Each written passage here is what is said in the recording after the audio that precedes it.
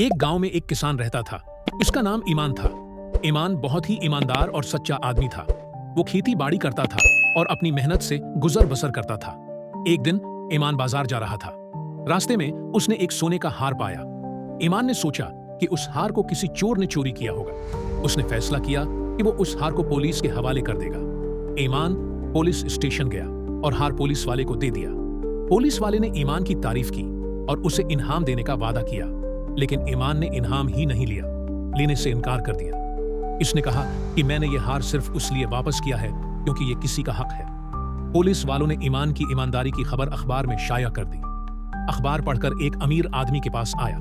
उसने कहा कि यह हार मेरी बीवी का था। वो बहुत खुश हुआ कि उसका हार मिल गया है। इसने ईमान को बहुत सारे पैसे और तोहफे हिंदुस्तान दिए, लेकिन ईमान ने सिर्फ इतना लिया जितना उसे जरूरत थी। बाकी सब कुछ उसने गरीबों में तकसीम कर दिया। ईमान की ईमानदारी की कहानी पूरे गांव में मशहूर हो गई। लोग ईमान की बहुत इज्जत करते थे। ईमान ने साबित किया कि सदाकत की कोई कीमत नहीं है। सदाकत ही सबसे बड़ा इनाम है। अखलाकी सबक सिद्क की कोई कीमत नहीं है।